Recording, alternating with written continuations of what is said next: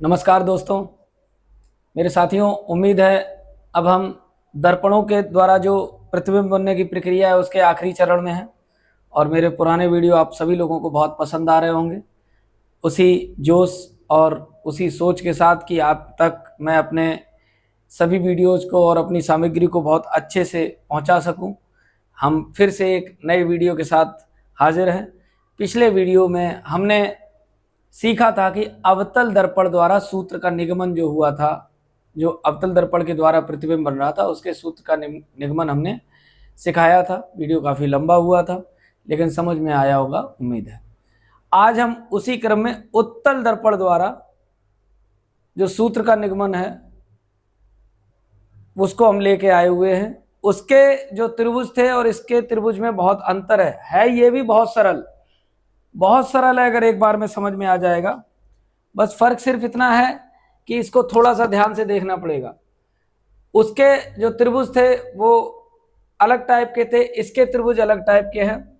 सबसे पहले तो जो इसकी भाषा होगी वो हम इसी प्रकार लिखेंगे कि एक उत्तल दर्पण का द्वारक M1 M2 है जिसके मुख्य अक्ष पर कोई वस्तु AB रखी हुई है।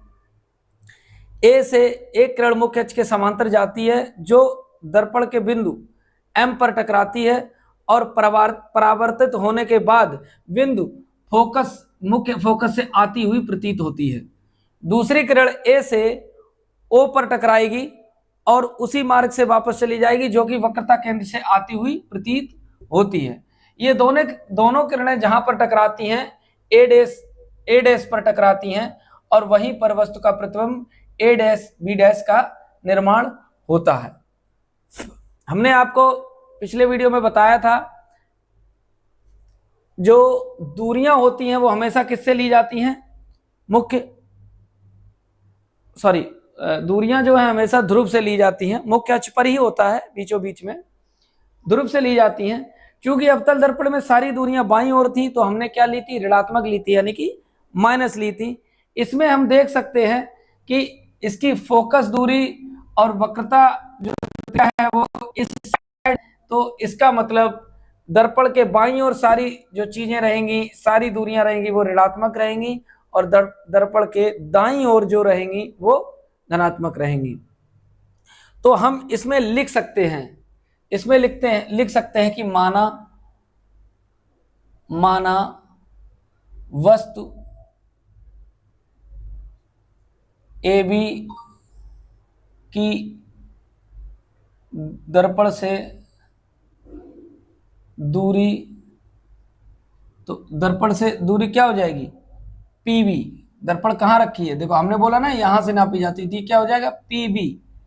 तो PB कितना हो जाएगा, माइनस का U, क्या हो जाएगा माइनस का U, कॉमा उसके बाद और क्या क्या बनते हैं,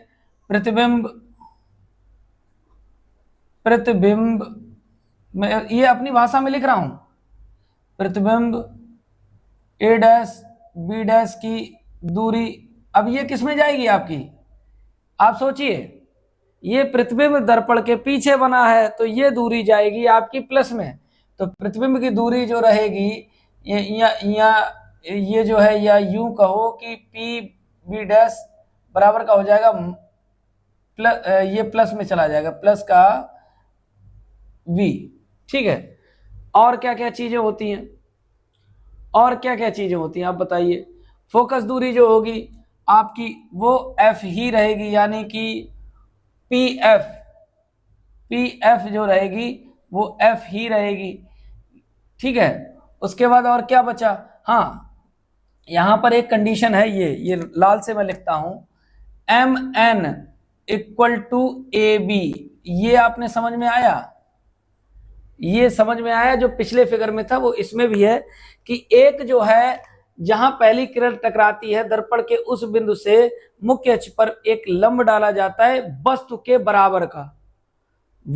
बराबर का एक लंब डाला जाता है। तो वही हमने लिख रखा है MN इक्वल टू AB। अब यहां से आपकी कहानी चालू होती है। अब भाई कहानी चालू होगी तो त्रिभुज कौन कौन से लेंगे, तो हमें किन्हीं 4 त्रिभुजों को समरूप दिखाना है जिसके थ्रू ये डेरिवेशन होगा। तो सबसे पहले हम कौन कौन सा त्रिभुज लेंगे? तो देखिए भाई साहब,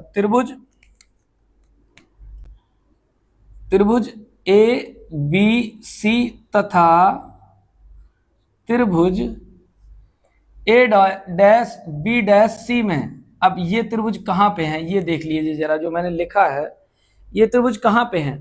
तो ए बी सी मतलब ये त्रिभुज यहां से ये गया, यहां तक आया और फिर ये, ठीक है, एक तो त्रिभुज ये हो गया। अब दूसरा है ए डैश बी डैश सी, तो ए डैश ये रहा, बी डैश ये रहा, सी रहा, मतलब कि त्रिभुज के अंदर त्रिभुज बना हुआ है, देख लो जरा ध्यान से, ठीक है। ये एक त्रिभुज ये हो गया और एक बड़ा वाला त्रिभुज हो गया। तो इसमें कुछ नहीं करना, सेम उसी तरीके से क्या कर देना है कि कोण A B C equal to कोण A dot B dot C, ये क्या है 90 डिग्री है। अब कोण B C A equal to कोण बी डैश सी ए, ये हो गया उभयनिष्ठ। उभयनिष्ठ का मतलब समझते हैं, कॉमन उभयनिष्ठ कोण, क्या समझते हैं? उभयनिष्ठ कोण का मतलब समझते हैं, देखिए ये कोण दोनों में कॉमन आ रहा है, ये देखिए जरा ध्यान से, बी सी ए तथा बी डैश सी ए डैश, ये देखिए आप, ठीक है, ये आप देख सकते हैं, ये उभयनिष्ठ हो गया। अतः त्रिभुज ये दोनों समरूप है, तो ये दोनों त्रिभुज समरूप है, तो A B upon A dash B dash, यहां पर लिखो A B upon A dash B dash equal to B C upon B dash C, B C upon B dash C, ये हो गया समीकरण 1, ये समीकरण हो गया 1, ठीक है, समझ में आ रहा होगा, ये हो गया समीकरण 1। अब हम भैया दूसरा त्रिभुज लेंगे। दूसरा त्रिभुज कैसे लेंगे, कहां से लेंगे? तो दो त्रिभुज और भी हैं, देखो मैं तुम्हें दिखाता हूं, सामने नहीं आऊंगा। ये जो हमने लंब डाला है, ये देखिए, ये एम एन एफ, एक तो त्रिभुज ये हो गया, देखो ये आया, ठीक है, ये डॉटेड डॉटेड मैं सिर्फ इसलिए बता रहा हूं ताकि आपको समझ। एक हो गया एम एन एफ और दूसरा पता क्या हो गया, ए डैश बी डैश एफ, ये छोटा सा त्रिभुज के अंदर भी त्रिभुज, ठीक है, समझ में आया? अब हम फिर से वही चीज लिखेंगे यहां पर, क्या, यहां पर मैं ब्लैक पेन उससे लिखता हूं मार्कर से कि त्रिभुज एम एन एफ और तथा त्रिभुज ए डैश बी डैश एफ में सेम जो चीज यहां की गई है वही चीज हम यहां भी करेंगे कि angle M N F equal to angle A dash B dash F, क्या है ये 90 अंश पर है। दूसरा सेम वही चीज फिर, कोण एम नहीं होगा, यहां पर होगा एन एफ एम बराबर कोण बी डैश एफ और ए डैश, ये क्या हो जाएगा उभयनिष्ठ, उभयनिष्ठ, ये देख सकते हैं आप। ये जो कोण है देखो एम एन एफ और ए डैश बी डैश एफ, ये 90 डिग्री हो गए दोनों, ठीक है, समझ में आया? उसके बाद एन एफ एम यानी कि ये कोण, उसके बाद B dash F A dash, ये कोण क्या हो गया उभयनिष्ठ, कॉमन हो गया।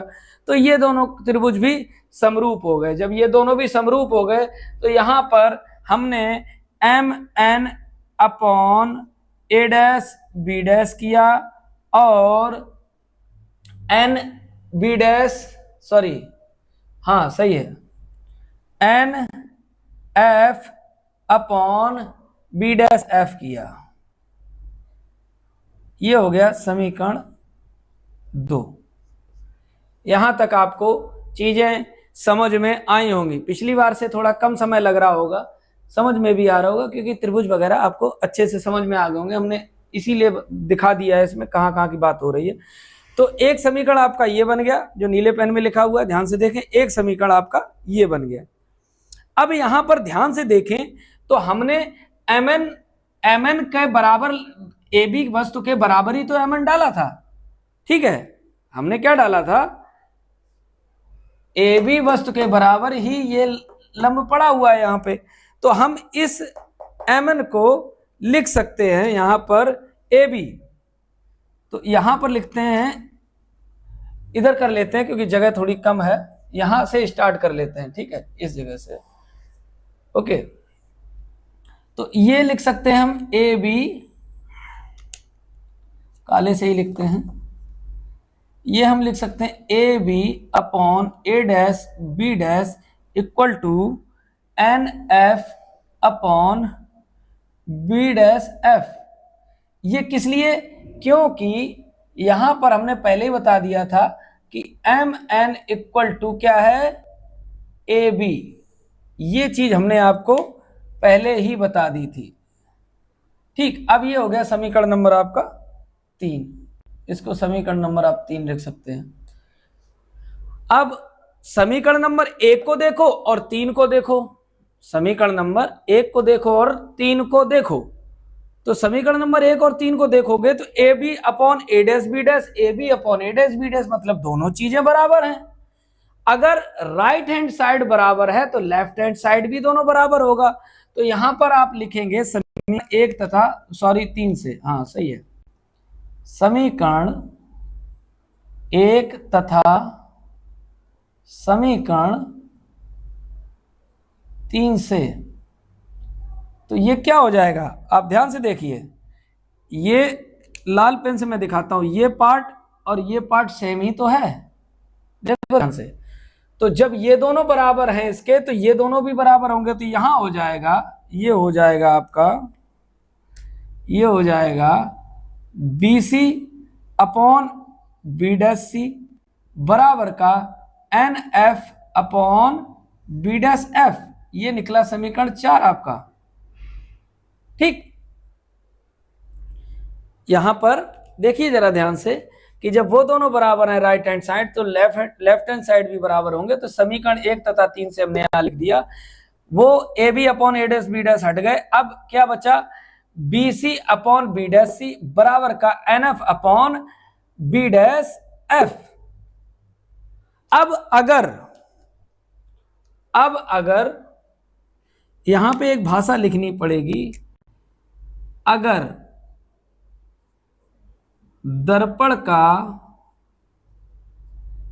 द्वारक बहुत छोटा हो तो बिंदु N P के बहुत समीप यानी कि पास होगा, तो हम N को क्या लिख सकते हैं, N को P लिख सकते हैं, यानी कि N को बिल्कुल पास में मान लेंगे तो N को हम क्या लिख सकते हैं, P लिख सकते हैं। यही तो लाइन इंपॉर्टेंट है। और जब हम ये लाइन यहाँ पर N को P लिख सकते हैं तो ये समीकरण आपका बदल जाएगा, फिर आपका समीकरण हो जाएगा BC upon B dash C बराबर का PF upon B dash F। समझ में आया, ये क्या हो गया, BC upon B dash C बराबर का N की जगह हमने P रख दिया तो PF upon B dash F। ये यहां तक कहानी बस, अब कुछ नहीं है इसमें। अब हमने आपको बताया है कि सारी दूरियां मुख्य अक्ष से कंसीडर की जाती हैं। जब मुख्य अक्ष से कंसीडर की जाती हैं तो आप अंदाज करिए, मुख्य अक्ष सॉरी हम कह रहे हैं कहां से कंसीडर की जाती हैं, कहां से ली जाती हैं, ध्रुव से।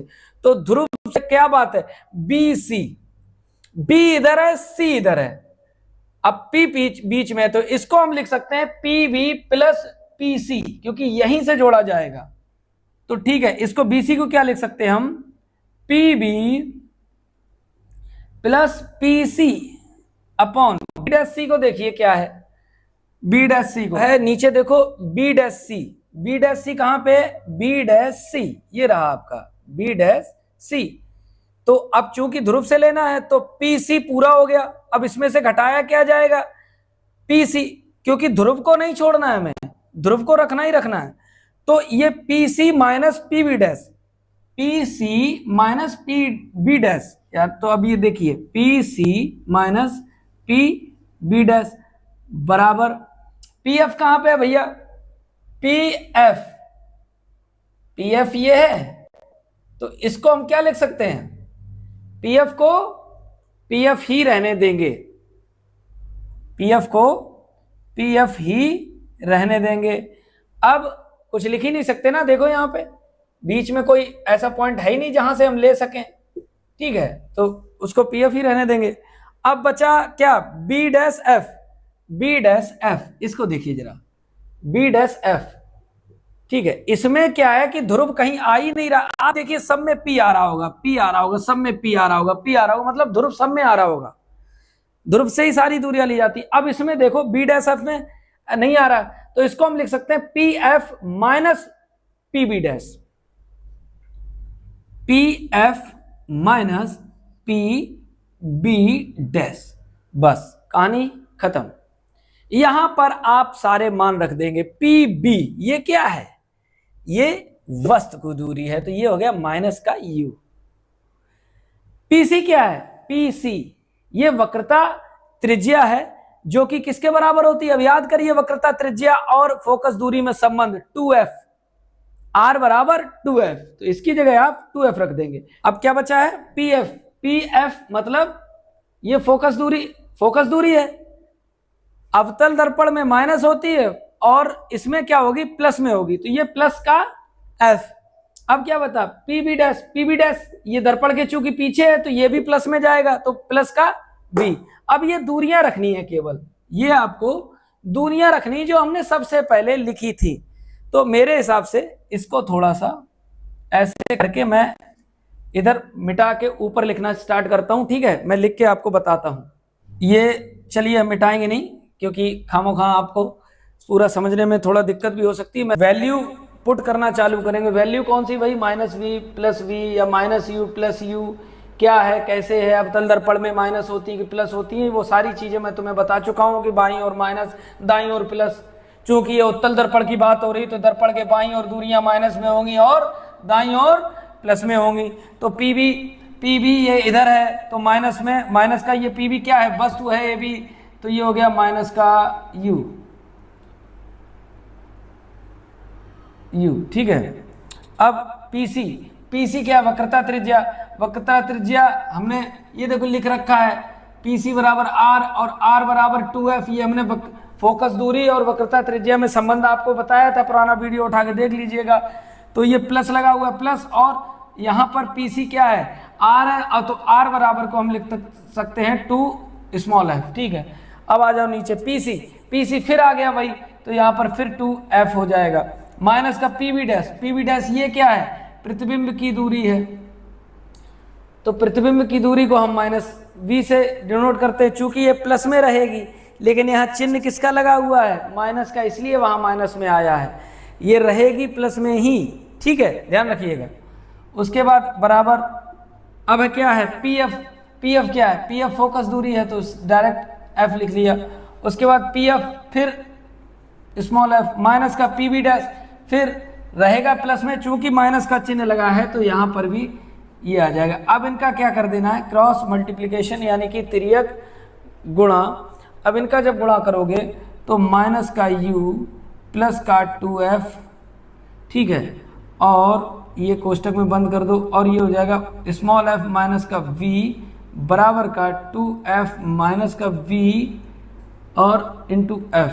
अब इनका गुणा करिए आपस में, तो ये देखो करोगे तो ये हो जाएगा माइनस का uf और प्लस का u एंड v, देखो ना, माइनस माइनस प्लस हो जाएगा, ठीक है। अब इसका 2f का करेंगे तो ये हो जाएगा प्लस का 2f स्क्वायर और माइनस का 2vf बराबर का, इनका करिए, तो इनका जब करेंगे तो ये भी हो जाएगा 2f स्क्वायर और माइनस का vf।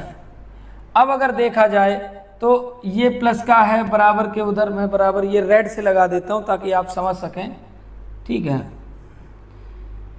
अब इसको समझिए, तो ये कट जाएगा, ठीक है। ये 2f स्क्वायर से 2f स्क्वायर कट गए।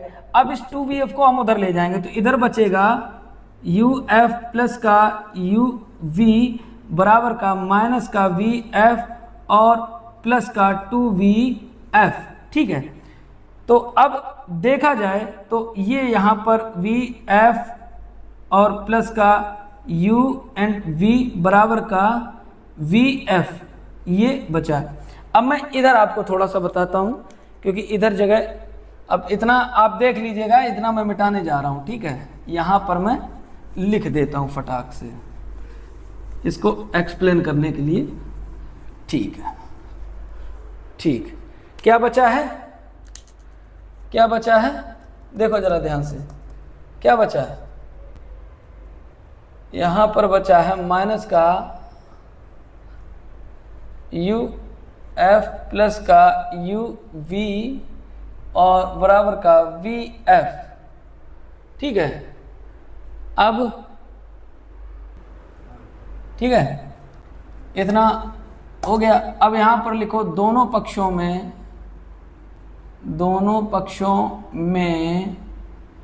u v f से भाग देने पर, ठीक है। ओके, तो अब दे दोगे जब यहाँ पर UBF, यहाँ पर UBF, तो ये कट जाएगा। किस तरीके से कटेगा, हम ये ब्लैक पेन से आपको समझाते हैं।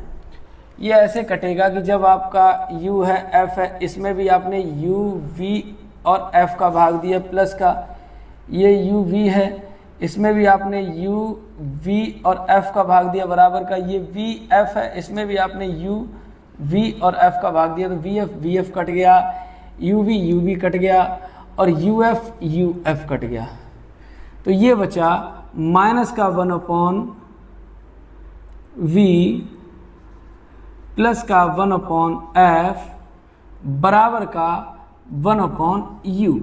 अब घड़ी आ चुकी है अपने आखिरी मार्कर की तरफ। 1/F equal to 1/U plus 1/V। ये आपका जैसे ही उधर जाएगा ये प्लस में चले जाएगा और ये आपका निकल कर आ गया है उत्तर दर्पण के लिए सूत्र का निगमन। उम्मीद है मेरा ये वीडियो आप 1 से 2 बार या 3 बार देखेंगे, लाइक करेंगे, सब्सक्राइब करेंगे, अपने दोस्तों को और अपने रिश्तेदारों को भेजेंगे। मेरे द्वारा दी गई आपकी जानकारी अगर आपकी समझ में आ रही तो कमेंट जरूर करिएगा। उम्मीद है आपका दिन शुभ हो। नमस्कार।